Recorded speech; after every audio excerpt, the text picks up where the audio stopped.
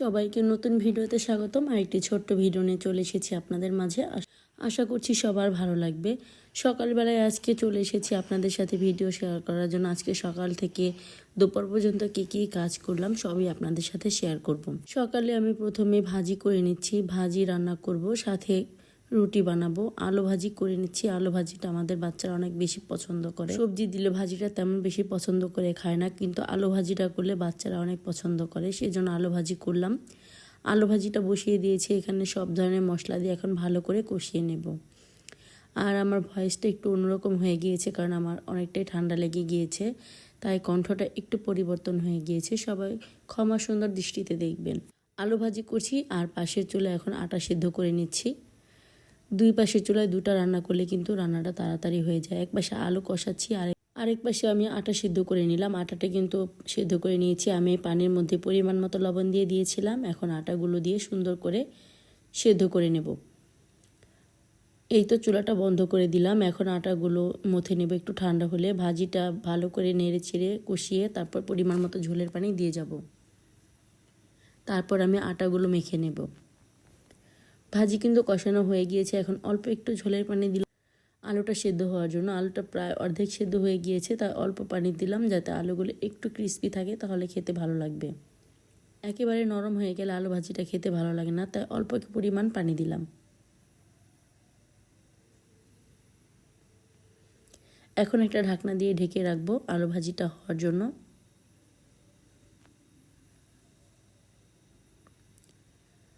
আর এখন আমি আটাগুলো সুন্দর করে মথে রুটি বানিয়ে নিয়েছি। এখানে আমার যা রুটিগুলো ছেঁকে নিচ্ছে আর আমি রুটিগুলো সব বানিয়ে দিচ্ছি। বেশ অনেকগুলো রুটি কিন্তু ভাজা হয়ে গিয়েছে আর অনেকগুলো রুটি আমি বানিয়েও ফেলেছি। এখন রুটিগুলো ভাজা হয়ে গেলে আমরা সবাই মিলে একসাথে নাস্তা করব। রুটিগুলো কিন্তু অনেক সুন্দর করে ফুলে উঠেছে। আর এরকম ফুলকো ফুলকো রুটি ভাজতেও ভালো লাগে, খেতেও ভালো লাগে। আটাগুলো ভালোভাবে মথে নিলে কিন্তু রুটিগুলো সুন্দর করে ফুলে ওঠে। এই তো এইভাবে সবগুলো রুটি ভেজে নেওয়া হবে। রুটি বানানো শেষ হয়ে গিয়েছে আর সাথে ভাজিও নিয়ে উপরে চলে এসেছি। এখন আমরা সবাই একসাথে নাস্তা করব। ভাজি বেড়ে নিচ্ছি, সাথে রুটি নেব। আর আমাদের গাছের কলা পেকে গিয়েছে, সবাই এখন নাস্তার সাথে কলাও খেয়ে নেব। এখানে আমি 2টা রুটি নিলাম আর সাথে 2টা কলা নেব, আর সবাই মিলে এখন নাস্তাটা করে নেব।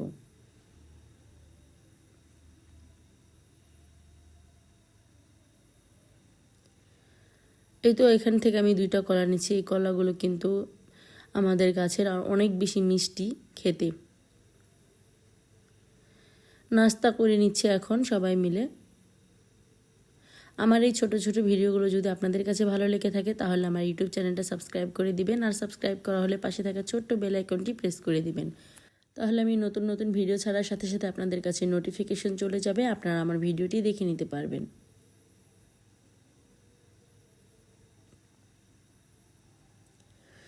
এই তো আমরা নাস্তা খেয়ে আবার এরপরে রান্নাঘরে চলে এসেছি। নাস্তা খেয়ে অনেকক্ষণ রেস্ট নিয়েছি, বাড়ির যে টুকটাক কাজ ছিল সেগুলো করেছি। এরপর রান্না বসাতে চলে এসেছি। প্রথমে আমি চালগুলো পরিষ্কার করে ধুয়ে নিচ্ছি, আর আমার যা কিন্তু সব কিছু কেটে বেছে পরিষ্কার করে দিয়েছে। এখন আমি চালটা ধুয়ে রান্না বসিয়ে দেব।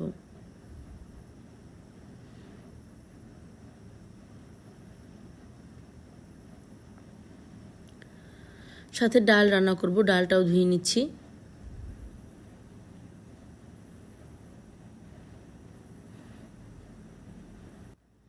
আর এখানে কিন্তু আমার যা সব কিছু কেটে বেছে পরিষ্কার করে নিয়েছে। আজকে কলমি শাক রান্না করব। কলমি শাকগুলো আমার বাড়িতেই লাগানো হয়েছিল, সেই শাকগুলো আজকে রান্না করব। আর এখানে মুরগির মাংস রান্না করব, সেজন্য পেঁয়াজ কাঁচামরিচ কাটা হয়েছে, ডালের জন্য রসুন কাটা হয়েছে, মুরগির মাংসগুলো সব কেটে নেওয়া হয়েছে। এখন রান্নাটা বসিয়ে দেব। এই তো ডাল আর ভাত প্রথমে বসিয়ে দিয়েছি। ডাল সেদ্ধ হয়ে যাওয়ার পর আবার আমি তরকারি বসিয়ে দেব।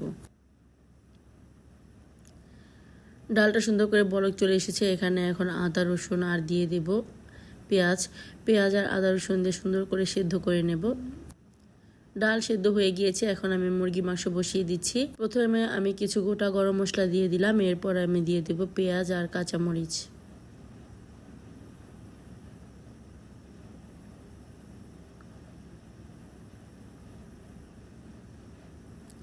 পেঁয়াজ কাঁচামরিচগুলো ভালোভাবে ভেজে নেব, আর তারপর আমি একে একে সব মশলা দিয়ে দেব।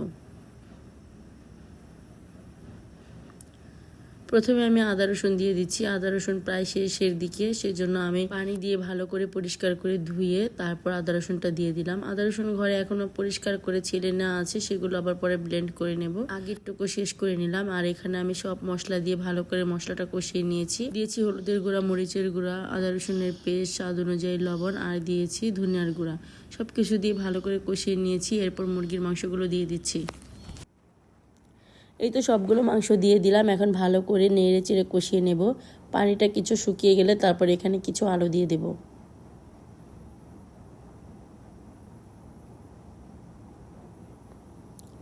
এই তো মাংসটা অনেকটাই কষানো হয়ে গিয়েছে। এখন আলু দিয়ে আর কিছুক্ষণ কষাবো, তারপর পরিমাণ মতো ঝোলের পানি দিয়ে দেব।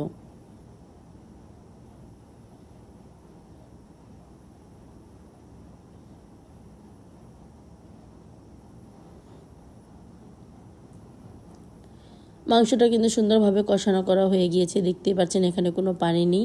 একেবারে শুকনো শুকনো করে কষিয়ে নিয়েছি। এখন পরিমাণ মতো ঝোলের পানি দিয়ে দেব।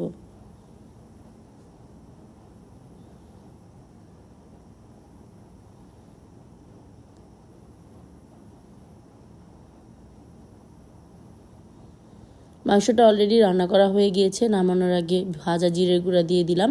এখন ভালো করে নেড়ে চেড়ে নামিয়ে নেব।